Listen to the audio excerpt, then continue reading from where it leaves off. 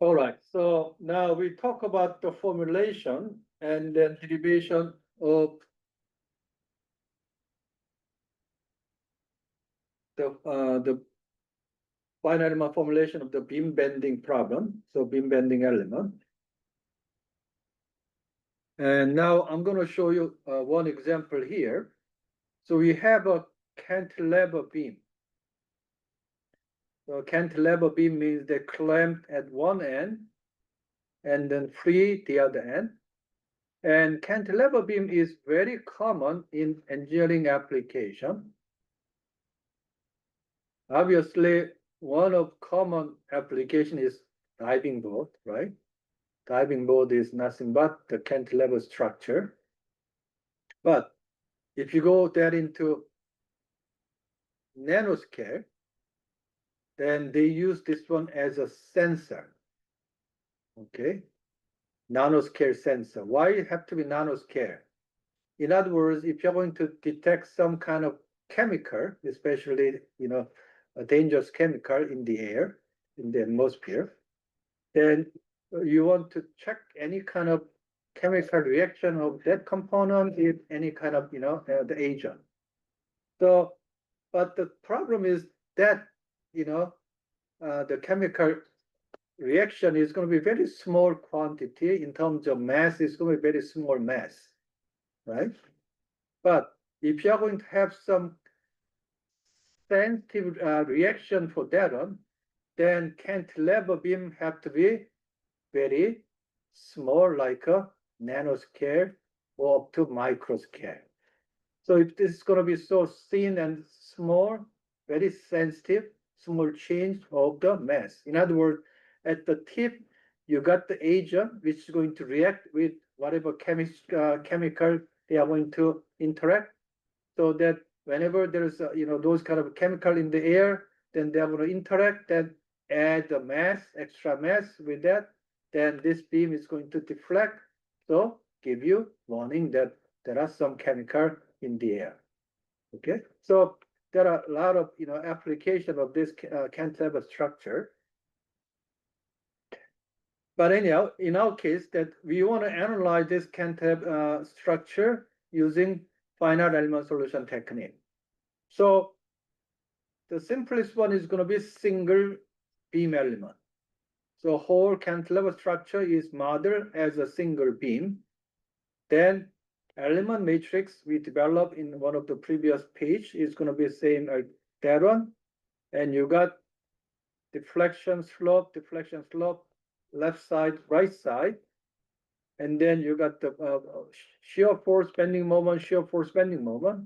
But in this case, on the left side, I don't know the shear force, I don't know the bending moment, just from the boundary condition without applying any equilibrium. So that is going to be unknown. Okay, those are known. On the right side, I have a force, shear force. Force is going to be bottom, downward direction, so minus P, because it's the opposite direction of our sign convention. And there is no moment. There's no moment at here, so moment is going to be 0. So this is given, this is given, right? This is provided, known. Then what else is given as a boundary condition? Since this is a clamp, I know this is given, which are equal to 0. So deflection and slope and node 1 is equal to 0. So that means I have a 4 equation, 4 unknown. So I can find deflection at the right, slope, as well as the internal reaction of force and moment at the left. So if you solve this matrix equation, then you got deflection and you got slope from this finite element. Okay. So far so good. Using one element.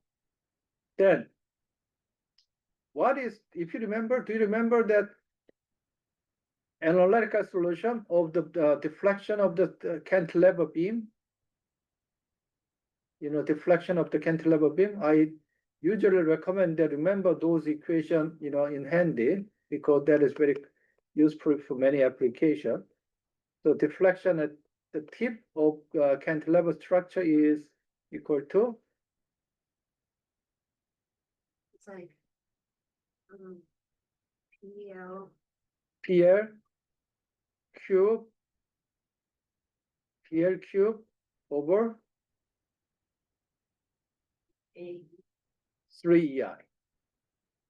So PL cube minus sign is going to be, because deflection is going to be downward, opposite to the sign convention, negative.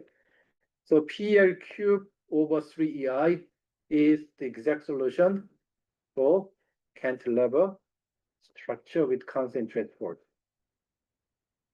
And slope, mostly people don't remember slope, but if you remember, look at the slope, the exact slope is also PL square over 2EI. Minus sign again, the slope is going to be opposite direction, so negative PL square. So they are the exact solution.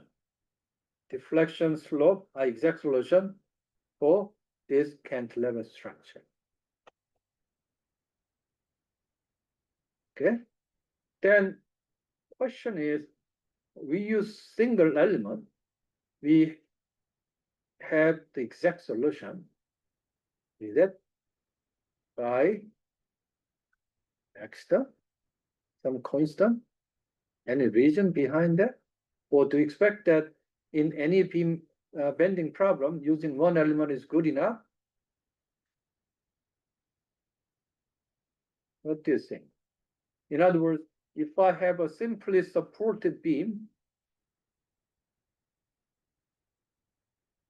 and I apply force in the middle, then I may use two elements or I may use just one element with symmetric boundary condition. Okay, this is symmetric. With symmetric boundary condition, of course, if this is going to be F, then there should be F over 2 in the half matter. So I can have one element to solve this problem. Okay, then do you expect also exact solution using this one? What is your guess?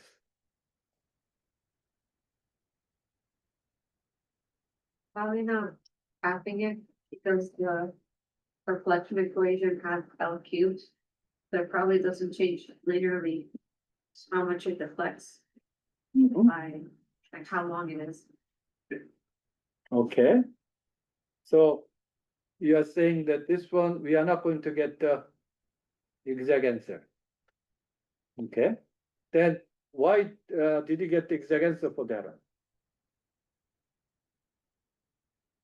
Because it's at the end. The force is at the end. Force at the end?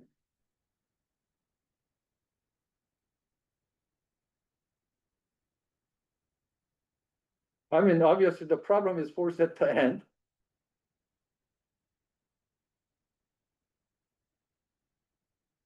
Yeah. In this case, we are very lucky in this particular example. We could get the exact solution with single element. The reason is the following. In Galerkin's technique, I mean weak formulation, we are assuming some form of solution. For example, some form of polynomial equation expression, right? And your exact solution can be expressed by that order of polynomial you assume, then you'll get the exact solution. But your solution cannot be expressed by that polynomial you assume exactly, then you'll never get the exact solution. In other words, that your solution is going to be sine function. Exact solution is going to be sine function, right? Then whatever element you are going to use, you are not going to get exact solution because you never match sine curve by order of polynomial unless polynomial goes infinite mathematically. Correct? That doesn't mean this is obsolete. Why, we don't need to do that yet. No. Still, your solution will be very accurate. error is going to be very, very small as you define the mesh. Even you use small number of elements, your solution will be very reasonable. However, it's not going to be exact mathematically, right? But in this case, this is going to be exact. The reason is the exact solution of this deflection of cantilever beam. If you find the exact solution is a cubic polynomial. Deflection of the cantilever beam, exact solution is going to be cubic polynomial, right? And your trial function is nothing but your shape function. What is the shape function? We use what kind of polynomial? Look at the page number 203. We use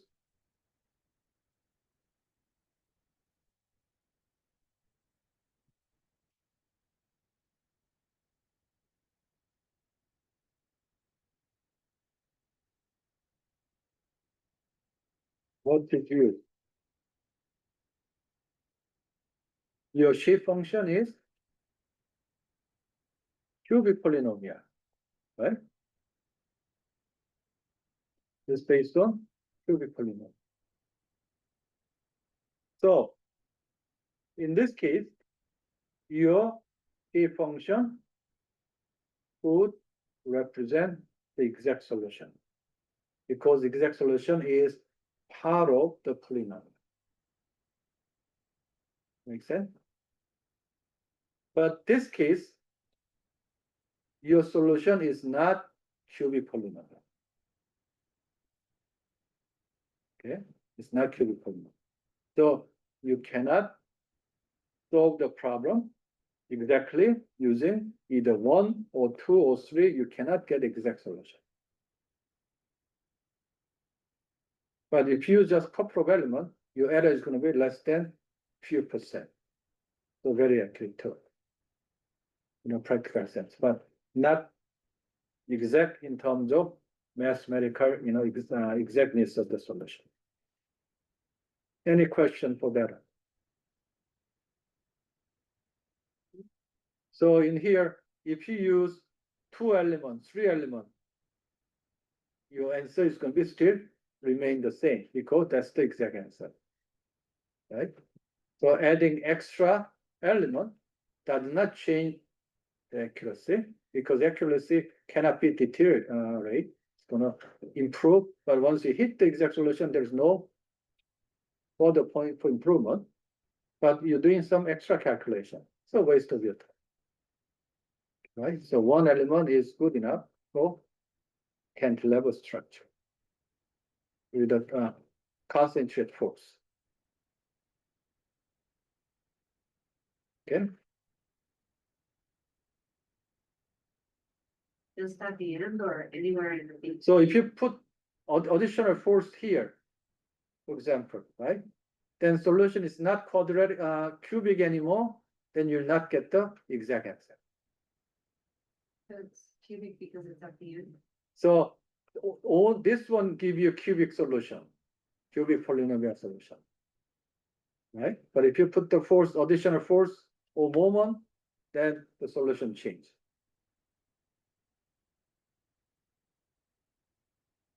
Okay, but anyhow, bottom line is that you don't have to know all those information. In other words, you don't have to know the exact solution. That's why we are doing final solution on STEM.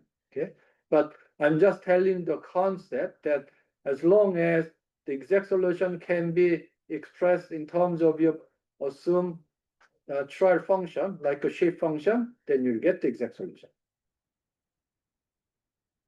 Okay. Any question up to this point? So this is the 1D problem in terms of dimension of geometry. And now look at 2D problem. So 2D truss and frame structure. We talk about truss and frame structure, right? Truss consists of 2 force member, and also force is only, so two force member, and otherwise that's going to be frame element. So this is, for example, trust structure. Everything is two force member. And to make sure this is going to be two force member, then every joint have to be pin joint, and force is only applied at the pin joint, not in the middle of the member. Then that's not trust structure anymore. Okay, then that become frame structure. So let's start with the truss structure, and then we'll talk about frame structure a little later. So let's say I have a truss structure, and then we apply force P here, and the boundary condition here, both displacement are constrained, and here vertical displacement constrained, but not the horizontal displacement. So this is statically determinate structure. And then this is the right triangle, so same angle. I mean, this example, it doesn't have to be. So we are going to analyze this one using the finite element solution technique. I'm sure you can find solution for that one from method of section or method of joint from statics, right? Am I correct?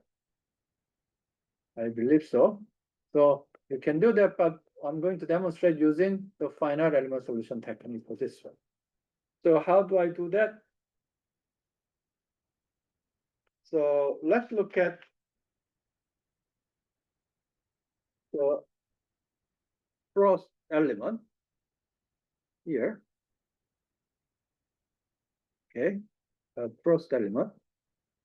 So first element has only displacement, no rotation, because there's no bending effect. Okay, so U is the displacement in the extraction, and V is displacement in the transverse direction. And then this is AE is area of cross section, elastic modulus of member. So this is like, when you talk about chapter 4, spring constant like that, right? AE over L. If the length is going to be lowercase there, that is equal to this one, right? We talk about this U1 and U2. But now, to look at in terms of 2D perspective, we introduce V1 and V2 here. But the stiffness of this one is only along the member direction. This is the two force member direction. So this spring constant, A over L, is going to be only associated with U1 and U2. So in other words, U1 and U2, you got K minus K minus KK, as you saw in chapter 4, exactly like that. And the rest of them is 0. In other words, anything related to V is 0. So 0, 0, 0, 0. Okay. Then question is, why we did that? From this, simple, this AE over L, we look at it in, 1 minus 1 minus 1, 1, and U1 and U2. We look at, this one in previous chapter 4. Then why we extend this one from here to here? Because we want to apply this one in terms of 2D truss structure. In other words, element doesn't have to be horizontal, as shown in here. Element has some kind of arbitrary orientation like this. Okay, so you have to look at that in terms of 2D perspective. So we have to introduce V1 and V2. Of course, here there's no stiffness. Okay, so simply 0. But at least I have to express this one in terms of more general. U1, V1, U2, V2. That's what you have to do. And then what you have to do? We are going to do some so-called coordinate transformation. In other words, if I have a truss element in this orientation, so let's define two coordinate system, X bar, Y bar. This we call global. Okay. So global is going to be our reference. Everything is going to be global. And then X, Y, this is called local. What is local? Local is along the beam, this truss element direction. So along the length direction is X, and perpendicular to that is going to be Y. So as orientation of this member change, X, Y change. However, this one doesn't change. Okay, so between global and local. Then why we have to introduce both global and local in here? The reason is local is introduced because of orientation of the truss member, makes sense. Then why you have to introduce global? The reason is if I have element of this one, and if I have another element of this orientation, right? Then this is going to be on local, right? Then if I construct the element matrix for this, and if I construct element matrix for that one, and I'm going to add them to make a system matrix, there's no way of this matrix to this matrix because there are different reference system, reference coordinate system.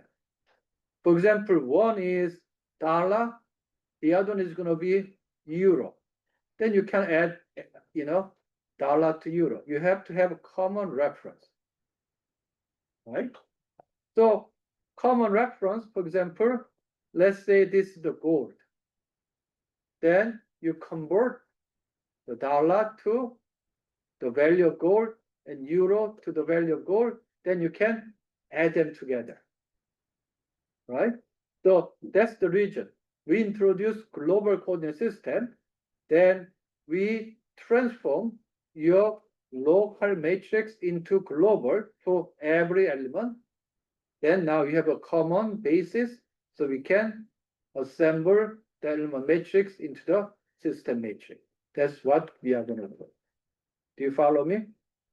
So to have the common basis. Anything you are going to do operation, then you have to have a common base. Same thing in dynamics, you have to have a common coordinate system to do the operation one after the other, right? If the coordinate system is different, then you cannot really do any manipulation from one coordinate system to another. So here, what we are going to do is we are going to establish the relationship between local and global coordinate system. So in global coordinate system, displacement is going to be u bar and v bar. We put the bar here, and local is going to be u and v without bar, right? So here, the node 1, u1 bar, v1 bar. And node 2, u2 bar is not clear, and then v2 bar. So this is bar. And local u1, v1, u2, v2, right? Then we are going to establish the relation between the local and global of those u and v. So, for example, u1, this local, is from this global, the component of this one is going to be, if this angle is beta, this angle is beta, so it's going to be cosine beta. Cosine beta times u1 bar is going to be this component, okay? And then this one has also contribution to that with this component. This component is, this is beta. If this is beta and this is beta, so that's going to be sine beta. The sine times v1 bar is going to be u1. So this one is this plus cosine, this time cosine plus this time sine. That's what it means. This time that is going to be u1. Then what about v1, this one? This one has this component, right? So opposite sign. And what is this one? If this beta, this is beta, it's going to be sine. So minus sine u1 bar. And this one has this component, right? It's going to be cosine of V1.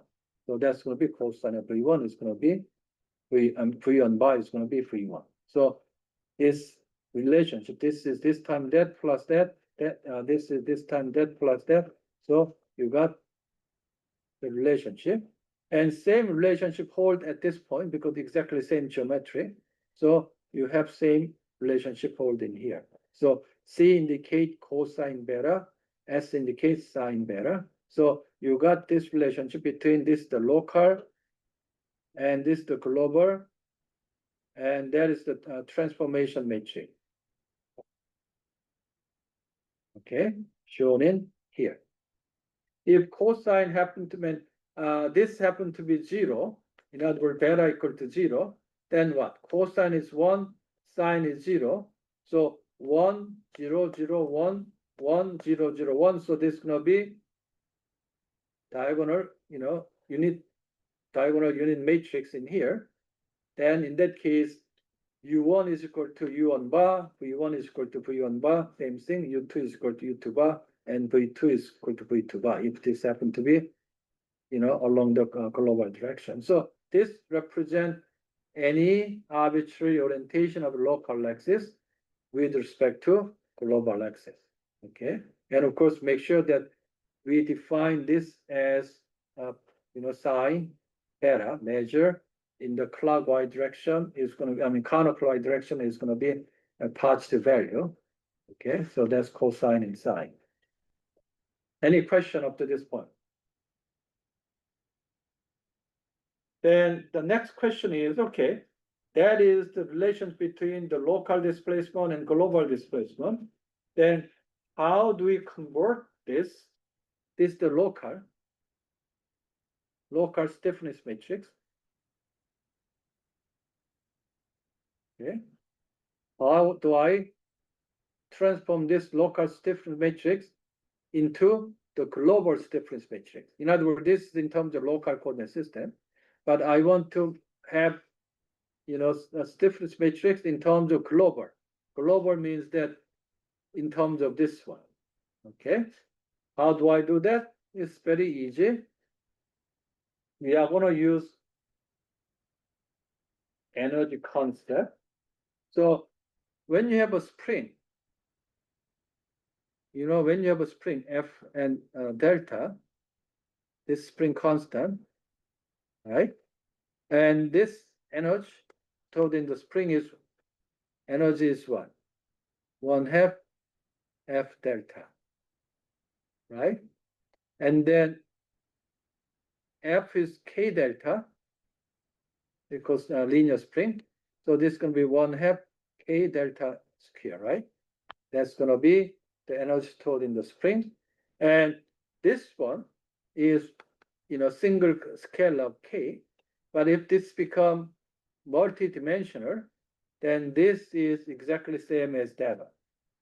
1/2 displacement transpose spring matrix and then displacement. So this is 1/2 delta K delta. Of course, this is scalar, so we don't have to do any transpose. But if this is going to be a vector, then this one have to be transpose. So going into like that. Okay. So this is in terms of your local coordinate system. Now, if you use this expression, your local displacement is T times this global this displacement. Then this is replaced by that. And what about this one? This one is going to be, that A equal BC, then A transpose is going to be C transpose and B transpose, right? We have to change the order so that this is going to be equal to that. Then this transpose is going to be this transpose multiplied by T transpose. So that You got that. Then if you define this as the stiffness matrix in terms of global, the global stiffness matrix. Okay. And this is going to be global displacement. Global displacement. So if you carry out this, T transpose times local stiffness matrix multiplied by T, then you come up with this expression. Okay. So if you calculate every element using that one, then this is based on the global coordinate system. So you can do proper assembly of the element matrix and column vector into the final system matrix. Make sense? Any question up to here? All right, then let's do some example tests. So the example we saw in the previous slide, like that one, then I want to construct the element matrix in terms of global matrix. So global is going to be, this is X bar, and this is Y bar, and then U bar and V bar. That's the global. And I have a node 1, 2, 3. Again, this node doesn't matter. 1, 2, 3, 1, 2, 3 doesn't matter. And then, so I have a 3 element A, B, C. Okay, 3 element. Then each element, I'm going to construct this matrix. Okay. Then what you have to define is, as you can see here, and it's again shown in here, you have to define first node and second node. So that's the extraction. First node to second node, that's the extraction.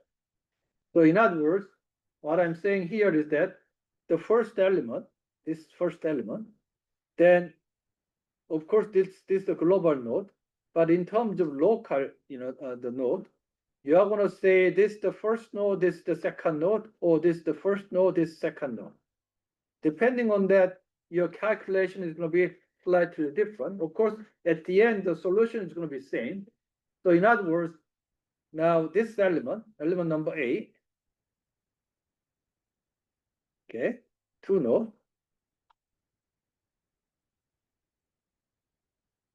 Of course, global node is going to be 1, 2, 1, 2. That doesn't change, global node. But locally, I'm going to say 1, 2, or I may say 1, 2. Right, locally. In other words, nodal connectivity, I can pick one first and then the other one second. You have a choice. All right. Of course, this is more common choice, but again, you have a choice like that. Huh? Then what make different? If you select that one, then means your local X is going to be this. Because local X is going to be measured from first local node to the second local node. And this one is, this is X. Right? The difference. Then, if you use this one, as we used to do that, then what's the difference? Angle is going to be different. Angle between local and global. Global is defined always this global. Right? Global is defined uniformly. Of course, you want to say this is X bar and this is Y bar, but those are very rare. We are using right-hand rule. So this is X bar global. Then in this case, what is better? This one and that one. What is better? 0. What about this one? 180 degree, right? Or pi. Correct?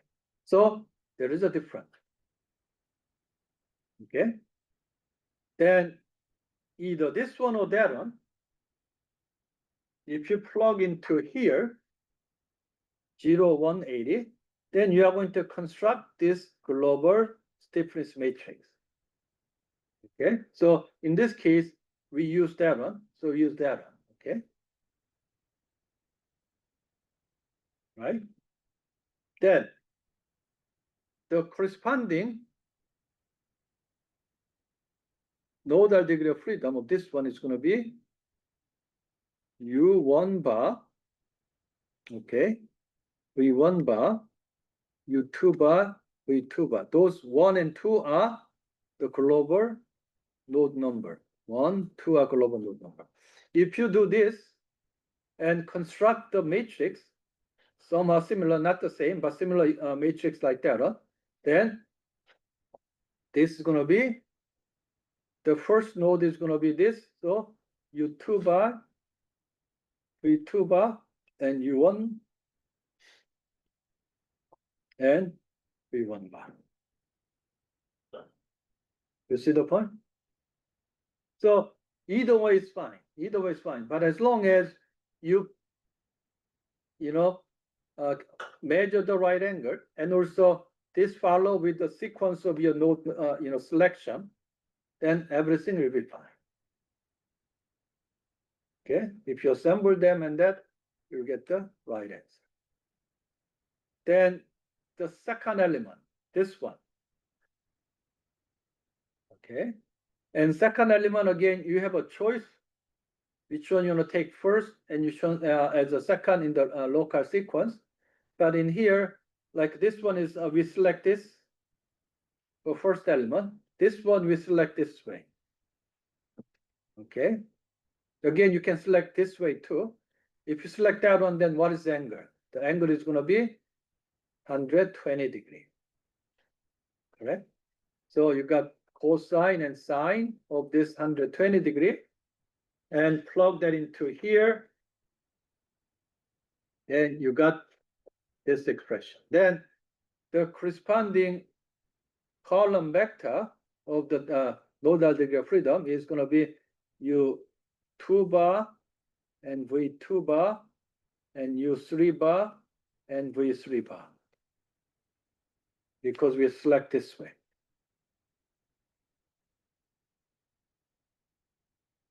All right.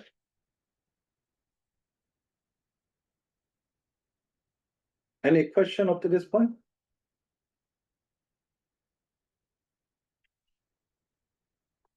Then last one. Again, you have a choice. I can go this way, I can go this way. But in here, we select this way. Right? The third element, element C. Then means angle is going to be 60 degree, pi over 3. And cosine is going to be 0.5, and sine is going to be square root of 3 divided by 2. And then plug into the previous expression, you got that. Then this is going to be U1 bar, V1 bar, U3 bar, V3 bar, because we select the first node and second node, so that this show data. Right? Then you can assemble this 4x4, this 4x4, this 4x4 into the final system matrix. And what's the size of the final system matrix do you expect if you solve this one? The final matrix. What size? 6 by 6. 6 by 6. So U1, V1, U2, V2, U3, and V3. Right? Likewise, U1, V1, U2, V2, U3, V3. So that this is going to be added into here. Okay. And we'll learn how to add them together from chapter 2. And then later, so you know how to do this one, right? And again, using computer program is going to do it for your FEM, but you can do that by hand. For example, this one goes into here, right? and this one goes into, this is gonna be U1, V1, U2, V2, like that. So this component is gonna be the 1, 2, 3, 4 V2 column, so goes into here, and then U2 row, so it goes here. So added to that point, okay? And once you complete that, let's look at the right-hand side column vector. So column vector is going to be, that's going to be the force along the extraction. That's going to be force along the y direction and node 1. And same thing, force x and y, force and x and y, okay? So at node 1, force fx, do I know? And node 1, if you don't know, then look at that. Do I know U1? Yes or no? What is U1? 0. No, that is this one here. What is that? Someone 0. said 0. Because this is constraint. That means this is unknown. What about Fy? Here. Known, unknown. Again, if it's not known, I mean, don't know, then look at that. This known or unknown. V1, deflection, I mean, displacement in the y direction is 0, right? Because this is going to be pin joint. That means unknown. And here, Fx2, force in the extraction. Known, unknown. Again, check this one. Unknown, that means, do you know U2? Displacement of this one in this direction? Yeah. Is free to move this direction, so I don't know. That means this should be known, which is going to be 0. I don't have any force. Okay. What about V2 and Fy2? V2 equals 0, that means this is unknown. Okay. So far, so good. Now, this Fx3, which is going to be that point, which is known or unknown. This is equal to P, given P, right? And Fxy, I mean Fy3, sorry, Fy3. Fy3, which is going to be 0. I don't have any force, right? And then displacement is unknown, so that's going to be 0, right? So solving this equation will give you the answer for that, right? So far, so good. If you use method of joint or method of section, you can calculate the forces, but that does not give you displacement. How much the joint is going to move, that does not give you displacement. So statics only give you forces, okay, solving method of joint and method of the section, but you cannot solve the displacement. But finite element, we can solve that. And on top of that, if I change the problem, so make it statically indeterminate. So in other words, I change this one by this constraint all the way, both x and y direction. Then what happened?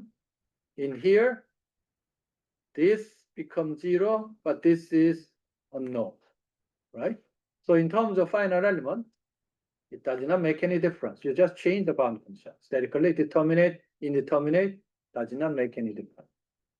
Because you already give all the equilibrium equation and deformation equation. So deformation comparability is already included in the formulation, so you don't have to worry about it. But if you have this statically indeterminate, then as it means you cannot solve that by statics only, because you cannot solve unknown from equation of equilibrium. You have to introduce geometric comparability. Okay, and those geometric comparability is a little difficult in this problem. But if you use finite element solution technique, then you can get every information at once.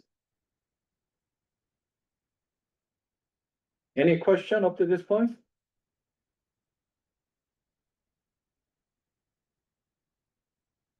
All right, then let me stop in here. We don't have time to advance the new material, so let me stop here. And again, this Thursday, we'll start a little late, so we'll start 2:20. Okay, I'll send that email again as a reminder to everybody. Okay, Michael, do you have any question?